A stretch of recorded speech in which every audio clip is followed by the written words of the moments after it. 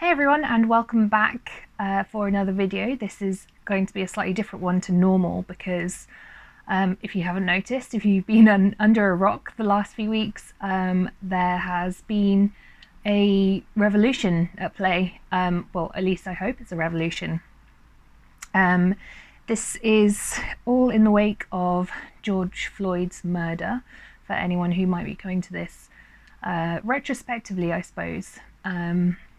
For anyone watching it currently, it will make a lot of sense, but this was all kind of triggered, I believe, by George Floyd's murder, which was filmed by a passerby, and he was murdered by Derek Chauvin, who was a part of the Minneapolis police.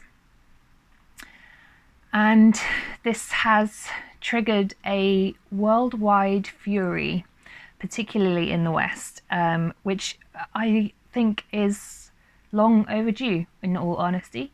There has been so much anger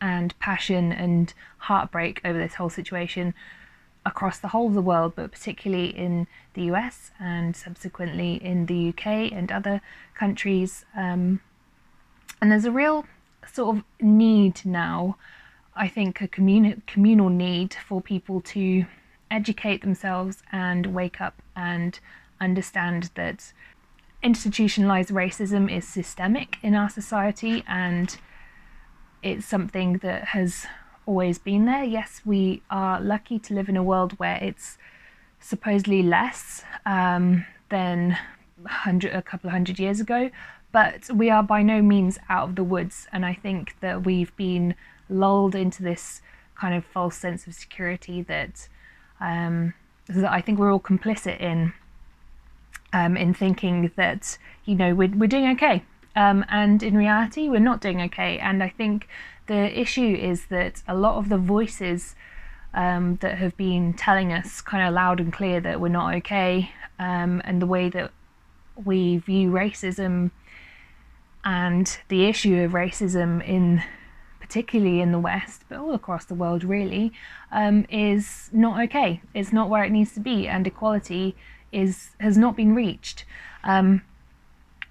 which you could say of a lot of movements. And I think now is the time for the Black Lives Matter movement to shine, which is, I mean, it's so sad that it's come to one of many, I'm sure many thousands of unfair, unjust and cruel deaths at the hands of police brutality in the name of racism.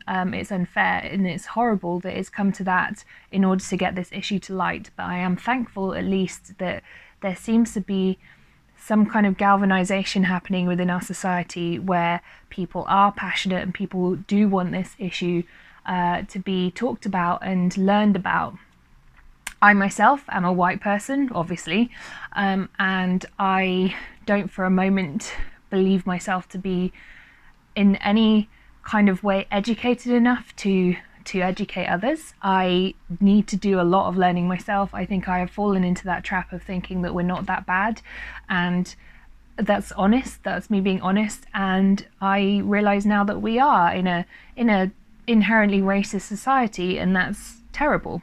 And I can't begin to put into words how I feel about that. It's kind of one of those things where I feel like we've known it, but we've kind of told ourselves that it's not a thing, because it's uncomfortable, it's painful to admit that you're part of that problem. Which is why I'm glad that this movement is happening, and I'm thankful and I'm hopeful, and I really hope that it's the beginning of a new, fresh belief system amongst our society. I hope, I really, really hope that that's kind of, we're at the beginning of something better. Whether that takes a few years, whether that takes decades, who can say? I just hope that it's the beginning of something good. And actually, My Clean Leaves made a short statement about this at the beginning of her most recent video, which I think is the first time where I've felt in a way that it's okay to say that this is a hopeful situation because it's awful. Don't get me wrong, like, I'm not saying that it's an okay situation. I think it's terrible. I think it's horrendous that people are being mistreated, harmed, and protesters are being hurt by the police. I think that's terrible, and I think it's terrible that we are in this situation, but I find I feel like it's perhaps the brink of reform, and I think that is a hopeful situation, and I think without hope then there can be no point to this whole movement. So I feel like it's okay to say I find this hopeful, but I really hope nobody finds that offensive. So I thought I would share the way that I know how to educate myself, which is really the only way that works for me, and as I don't feel I have the authority to teach anyone or tell anyone how to educate themselves on this matter or what they need to know on this matter, I just thought I would share what I'm kind of focusing on myself in the hopes that someone else might find it useful. How I like to educate myself is through books, basically. Books, I find, is my way of processing something and really involving myself with the narrative and the story, and I feel like I can get a taste of a lived experience, whereas I think I find that a little bit harder to relate in like an hour-long TV show or something like that. For me, kind of living through an author's voice is the way that I can emotionally understand what someone else might be going through. So I've got two lists of books. One is my physical books. This is a list of books that are in my bookcase. Some of them I have read, some of them I haven't, and I thought they might be useful to some people. I think all of these are Black authors. Yes, I did pick that out right. So all of these are Black authors, which is also very important to support our Black artists in our community as a sign of solidarity, and because Black people are underrepresented across society. So yeah, it's very important. So I will go through those. I also have a list of some books that I have either bought or am listening to or are on my wish list on Audible, because that is where I listen to my non-fiction books. I find it very difficult to physically read non-fiction books, but I like to listen to them. So that is where we're going with this. So I will begin with my fiction books, and I will start with the 3 that I have read / am reading.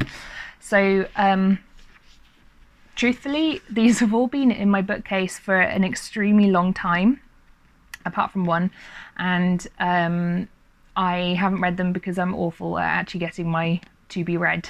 So if you can see my bookcase back here, I would say probably about 10% of my books I have actually read. I am trying to make efforts to get into that, but that's a different story. So the first one that I would like to recommend is Colson Whitehead's The Underground Railroad. I will just briefly read the blurb and explain to you about this. So the blurb is: Cora is a slave on a cotton plantation in Georgia, an existence made even more hellish by her status as an outcast among her fellow Africans, and she is approaching womanhood where greater pain and danger awaits. So when Caesar, a slave, recently arrived from Virginia, tells her about the Underground Railroad, Cora takes the momentous decision to accompany him on his escape to the north. In this razor-sharp novel, the Underground Railroad has assumed a physical form, a dilapidated boxcar pulled by a steam locomotive, picking up fugitives wherever it can. Thus begins Cora's perilous journey, as she is pursued by a ruthless slave catcher named Ridgway, obsessed with both Cora and her mother, who eluded him years before. The Underground Railroad is the story of one woman's ferocious will to escape the horrors of bondage, and a shatteringly powerful meditation on history and the unfulfilled promises of the present day. So this book was for me like a mind-blowing read. I think this is my first ever book that I've ever read that touched on Black slavery in America, and the writing in this was not emotionally descriptive. It was very matter of fact, but but it was amazingly effective in creating a scene through words that weren't said. And I would seriously recommend this book to anyone who hasn't kind of learned anything about black slavery and what the lived experience might have been like, because this book really puts it into perspective. And in some ways, I know a lot of people are saying that, you know, you have to get uncomfortable with this whole situation. I feel like this is a gentle approach to the uncomfortableness, because it is a fictional story, but there is a reality underneath. And, you know, the horrific ways in which people are treated in this book, you know, are sadly based on truth. But, you know, there's kind of the safety of knowing that this specific story isn't real. And, you know, I think with everything, every uncomfortable truth, you have to kind of ease yourself in a little bit, particularly if you are easily triggered. I think you have to be careful. Yeah, so that is The Underground Railway by Colson Whitehead. The next book I actually wasn't mad keen on, but I think it's a very important read. So this is Swing Time by Zadie Smith. This was a Man Booker nomination. This is, I'll read the blurb again of this one. So it's, how do we become who we are? Can we ever truly escape our origins? Must we dance to the music of our time? Set in London, New York and West Africa, Swing Time is about two brown girls from Williston and who dream of being dancers. Only one, Tracy, has the talent, but the other has ideas which take her further than she could ever have imagined. It's a story of finding happiness in the meanest of places and feeling sad when all around you are happy. It's about the choices we make and the choices made for us. Above all, it's a tale of the friendships that anchor us, define us and change us forever. So this is Zadie Smith is a well kind of honoured author, and I feel like honestly I feel like you either love her writing or you hate her writing, and I'm gonna say honestly that I wasn't a big fan of this book. However, it did create a very important vision of what it must be like for someone who is of mixed race, who has one black parent and one white parent, and how they experience life in London, in Africa, in America, and how they often don't fit into either culture, and how that must feel.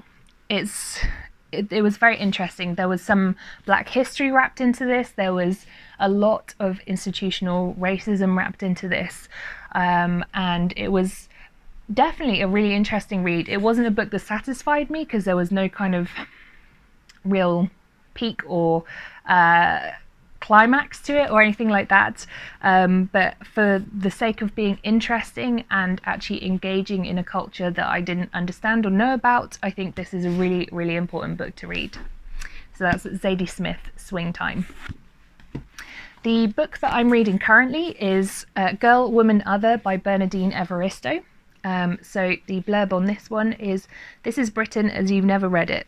This is Britain as it's never been told. From the top of the country to the bottom, across more than a century of change and growth and struggle and life, Girl, Woman, Other follows 12 very different characters on an entwined journey of discovery. It is future, it is past, it is fiction, it is history. It's a novel about who we are now. I think I'm a third of the way through this book. This book is, I mean, I'm really enjoying it, really enjoying it. This book is a deep dive into racial issues, racial prejudice and feminism issues. It's angry and passionate. It follows several different, well, as it said, it follows several different women's experience of being black and what that entails. A lot of it is set in London. Some is in America. I would say it's almost borderline uncomfortable to read because it makes you look honestly at the world without kind of this rosy tinted lens that I think we all have a tendency to look through. It's very well written. One thing to note is that it doesn't have many full stops. It seems to be that it only has full stops towards the ends of chapters, and that's an interesting way of writing. I haven't quite got it, like what that's about, but that's just my lack of intellect, I think, probably. It doesn't take away from the story. It just makes kind of sometimes the narrative is a bit difficult to punctuate yourself. But yeah, I would definitely recommend this book. It was the joint Booker Prize winner last year, and it is really definitely worth a read. 100% recommend this. Onto the books that are from my bookcase that I haven't yet read, but they are very much on my to be read list. We've got Purple Hibiscus by Chimamanda Ngozi Adichie. I hope I'm saying that name right. I am honestly probably butchering it, which makes me sad, but I'm very sorry. I hope it's right. The blurb for this one: 15-year-old Kambili lives in fear of her father, a charismatic yet violent Catholic patriarch who, although generous and well respected in the community, is repressive and fanatically religious at home. Escape and the discovery of a new, liberated way of life come when Nigeria is shaken by a military coup, forcing Kambili and her brother to live at their aunt's home, a noisy place full of laughter. Of course, there's roadworks going on outside. The visit will lift the silence from her world and in time unlock a terrible bruising secret at the heart of her family life. An extraordinary debut, Purple Hibiscus is a novel about the blurred lines between the old gods and the new, childhood and adulthood, love and hatred, the grey spaces in which truths are revealed and true living is begun. So this is a much hailed book. It has pretty much been on every to read list I've ever seen, I think. And I know that I need to read this book. I just find it I'm a little bit worried that I'll find it triggering, but that's just being honest. But I know that I need to read this book, so it will come. By the same author, I feel so bad that I can't pronounce this, but so again, by Chimamanda Ngozi Adichie, this is Americanah. The blurb of this is: Ifemelu and Obinzi are young and in love when they depart military-ruled Nigeria. In America, Ifemelu has to grapple with what it means to be black despite her academic success. Obinzi plunges into a dangerous, undocumented life in London. 15 years later, when they reunite in a newly democratic Nigeria and reignite their passion for each other and their homeland, they face the hardest decision of their lives. So this is also hailed as being a good book about race, and I think this will be really interesting. I desperately want to read this one. This is very high up on my to be read list. It's just, I know it's going to be long, so I haven't got to this yet, but it's definitely one that I really want to read. I'll just put this over here. Next is another one that I really want to read. I actually recently got this in the post, because it looks so good, and I've heard really good things about this. It's called Washington Black by Esi Edugyan. The blurb of this is: when two English brothers take the helm of a Barbados sugar plantation, Washington Black, an 11-year-old field slave, finds himself selected as personal servant to one of them. The eccentric Christopher Titchwild is an inventor, explorer and abolitionist whose determination to build the perfect aerial machine mystifies all around him. Soon, Titch's idealistic plans are shattered, and Washington finds himself in mortal danger. They escape together, but then Titch disappears and Washington must make his way in the world alone, following the promise of freedom further than he ever dreamed possible. Inspired by a true story, Washington Black is an extraordinary tale of a world destroyed and made whole again. This was also on the Man Booker Prize list. I think it was, 2018, shortlisted. And I'm desperate to read this. I think it's probably in the similar vein to Colson Whitehead's Underground Railroad. in that it's a reimagining of black slavery in America. And I am, very excited to read that one. I think it'll be really, really good, really insightful. We also have another one, which is a book always recommended to be read. This is The Colour Purple by Alice Walker. The blurb of this first starts with a quote. "Dear God, I am 14 years old. I have always been a good girl.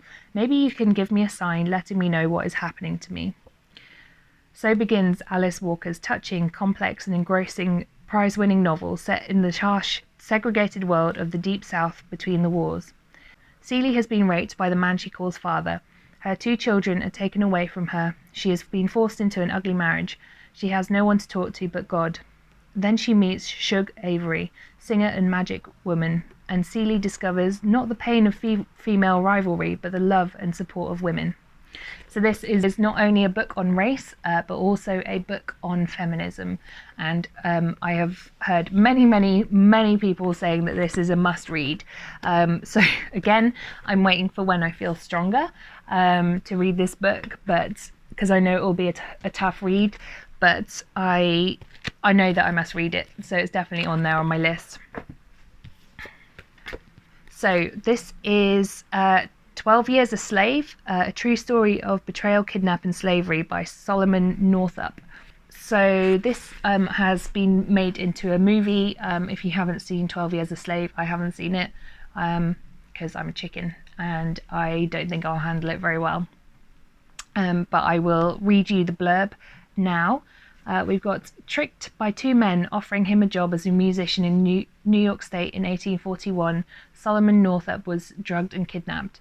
His life in jeopardy, he was forced to assume a new name and fake past and abandon all hope of seeing his family again. Taken to Louisiana on a disease-ridden slave ship, he was initially sold to a cotton planter. In the 12 years that followed, he was sold to many different owners who treated him with varying levels of savagery. Forced labour, scant food, and numerous beatings were his regular fare. Against all odds, Northup eventually succeeded in contacting a sympathetic party and managed to get word to his family. The ensuing rescue and legal debacle would prove no less shocking and intriguing than the rest of the tale.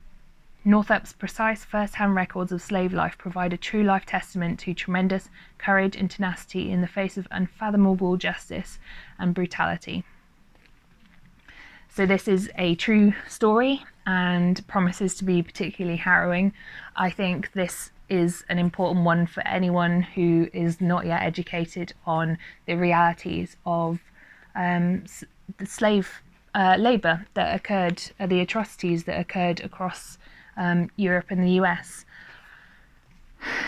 And I just think this book will break my heart, but I will be reading this, and I think I'll probably be reading this very soon. So if anyone has read this, let me know. But yeah, that looks like real and educating and painful. And finally, on my books from my bookcase, I've got Small Island by Andrea Levy, or Levy. I never really know how to say that as a surname. So the blurb of this is, it is 1948 and England is recovering from a war, but at 21 Nevin Street, London, the conflict has only just begun. Queenie Bligh's neighbours do not approve when she agrees to take in Jamaican lodgers, but with her husband Bernard not back from the war, what else can she do? Gilbert Joseph was one of the several thousand Jamaican men who joined the RAF to fight against Hitler. Returning to England as a civilian, he finds himself treated very differently. Gilbert's wife, Hortense, too, had longed to find a better life in England, but when she joins him, she is shocked that London is far from the golden city of her dreams. Even Gilbert is not the man she thought he was. Small Island explores a point in England's past when the country began to change. In this delicately wrought and profoundly moving novel, Andrea Levy handles the weighty themes of empire, prejudice, war and love with the superb lightness of touch and generosity of spirit. So I think, again, this is a book that will transport you into a different person's life, and I think it's very important to Very important to read this book. Again, this is a book that is widely hailed as being a must read. So that is how it's ended up on my bookcase. So yeah, all of these ones I'm going to endeavour to read as my upcoming to be read, because now is, I mean, there's no time like the present. And when we're in the midst of hopefully a big reform, I think it's really important to start that journey and be part of the reform. So yeah, let's move on to my Audible current reads / wish list that we're going to go through. I've got 1, 2, 3, 4. I've got 5 books that I want to recommend to you now. And I will just read them out. Again, I'll read them out as the blurbs. I'll be looking at my laptop screen because I am using my phone to record. So obviously I don't have the physical book with me. So the first book is called White Fragility, Why It's So Hard for White People to Talk About Racism. And this is by Robin DiAngelo, who is a white person.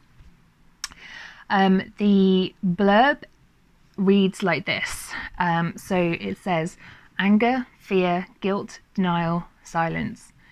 These are the ways in which ordinary white people react when it is pointed out to them that they have done or said something that has unintentionally caused racial offence or hurt. After all, a racist is the worst thing a person can be, right?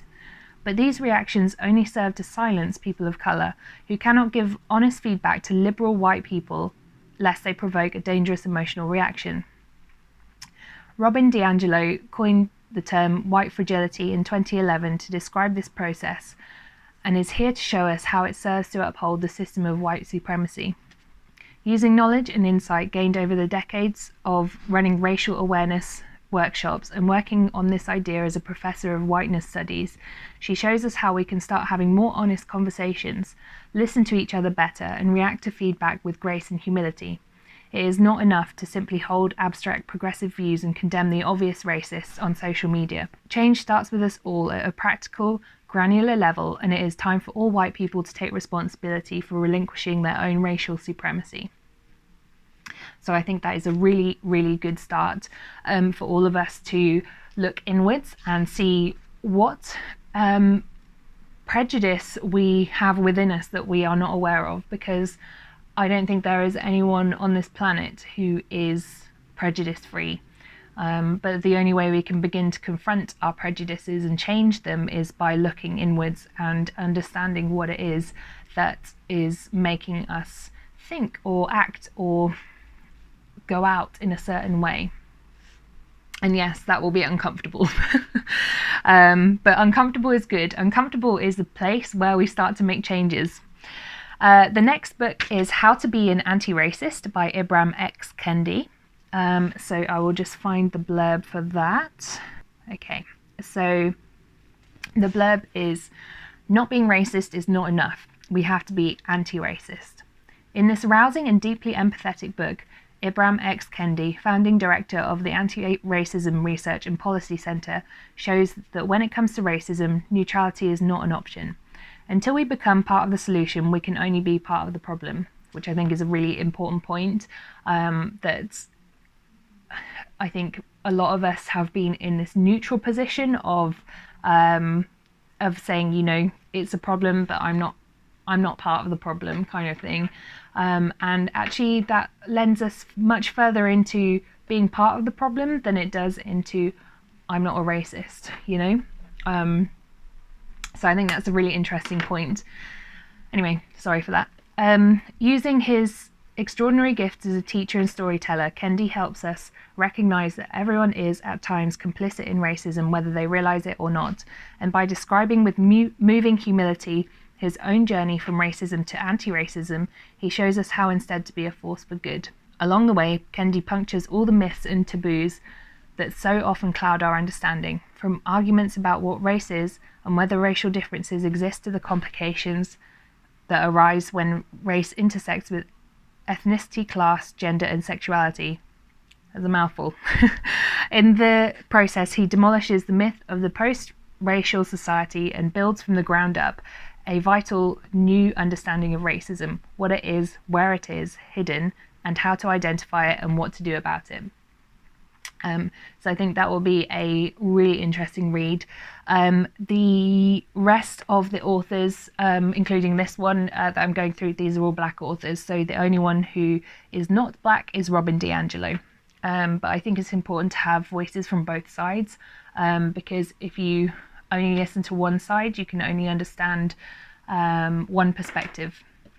So I think having a voice, a white voice, in solidarity in teaching us how we need to reflect on ourselves and why we are part of the problem is important to include in this list. Right, next book, I've got Me and White Supremacy, How to Recognize Your Privilege, Combat Racism and Change the World by Layla Saad.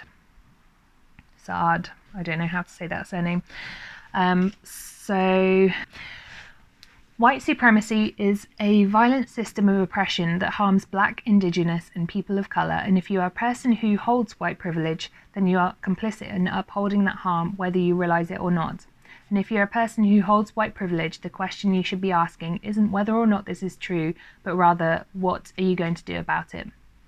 Between June and July 2018, Layla Saad ran a 28-day Instagram challenge under the hashtag Me and White Supremacy for people with white privilege to unflinchingly examine the ways that they are complicit in upholding the oppressive system of white supremacy.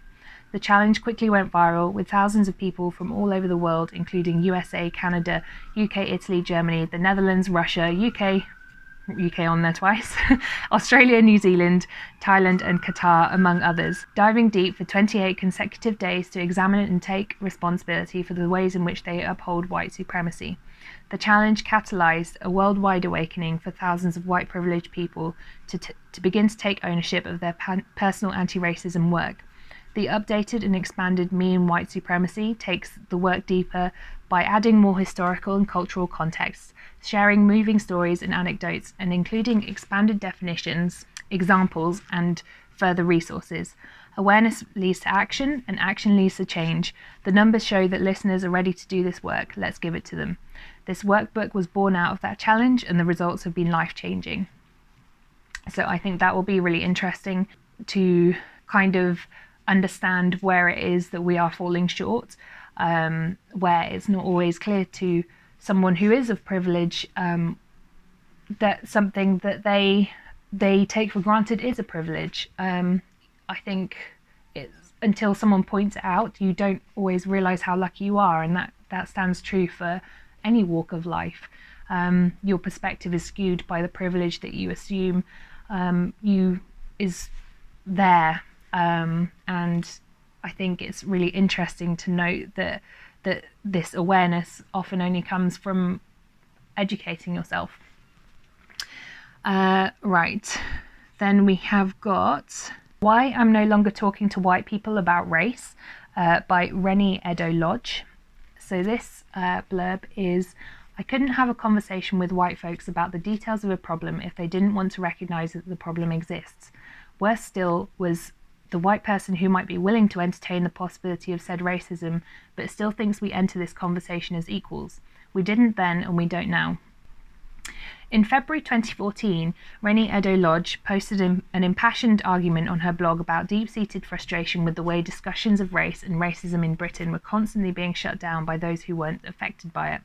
She gave the post the title, Why I'm No Longer Talking to White People About Race.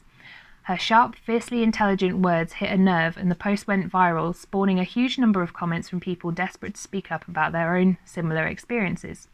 Galvanized by this response, Eddo-Lodge decided to dive into the source of these feelings, this clear hunger for an open discussion.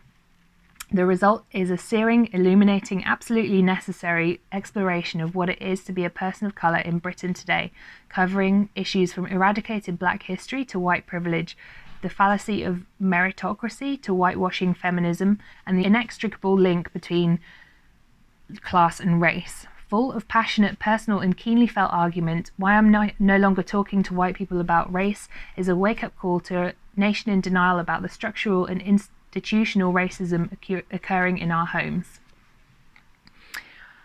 I think that will also be very interesting. I don't really know what to say about these other than I think these will be really interesting, but I think it's very important to understand the perspective of someone who has been shut down so often when they try to bring up an issue that they experience on a daily basis. And finally, we have got Natives, Race and Class in the Ruins of Empire by Akala. So apparently I learn Akala is a rapper, and I was not aware of who he is. That's how under a rock I am. But he is apparently very famous, and I think it's always good to have a philosophical voice to these people of fame who we don't always consider that they might actually be oppressed, or they might be people who are subject to some form of oppression or prejudice or racism. So I think it's really interesting to hear that perspective. The blurb is a searing modern polemic and Sunday Times bestseller from the BAFTA and MOBO award-winning musician and political commentator Akala. From the first time he was stopped and searched as a child, to the day he realised his mum was white, to his first encounters with racist teachers, race and class have shaped Akala's life and outlook. In this unique audiobook, he takes his own experiences and widens them out to look at the social, historical and political factors that have left us where we are today. Covering everything from the police, education and identity to politics, sexual objectification and the far right, Natives will speak directly to British denial and squeamishness when it comes to confronting issues of race and class that are at the heart of the legacy of Britain's racialised empire. So I really am interested to read that book because it touches on so many aspects that I am interested to learn more about, and I feel that I haven't taken the time in the previous years of my life to fully educate myself about, and that's just me being honest. I have been part of the problem, as we all have, and I am excited to learn more and hopefully become a better version of myself and a better advocate and ally of the Black Lives Matter movement, and indeed any movement that seeks to reduce institutional systemic racism, which is something that I wholeheartedly believe should not be part of our society. I don't believe for a moment that anything that separates us as human beings should be a reason not to treat someone as equal. But, you know, then people would just call me lefty and hippie, which I probably am. So I hope that this video comes across in the correct light. I just want to be honest. I am not aware and educated enough in this issue to know what's the right thing to say, and I hope that this comes across in the right way. Or at least if it doesn't, then I hope you can see in the way that it's intended. I don't mean any offence by anything. I feel like it's quite a difficult topic to talk about without causing offence, but I hope that it doesn't come across offensively. I appreciate your time in watching this video, especially if this is not something that you are naturally interested in. I think it's really important to dedicate some time to things that we're not naturally interested in, because if we don't, we close ourselves off to the world and we become complicit in these issues. I just want to kind of end this on a hopefully positive note. I hope that this is a time for reform and change and revolution, and I think, you know, it really has the potential to be. And I also would like to say that I hope we all treat each other with kindness. Everyone does these things in their own way. For example, for me, it's educating myself. For some people, it's protesting, and for some others, there'll be different ways. It'll be educating their children, or challenging the beliefs of their family members that perhaps are unhelpful to the movement. So I think the important thing is just to be kind to each other. Fucking police cars everywhere. This is what I get for living by the police station. I don't even know if that picks up on my mic.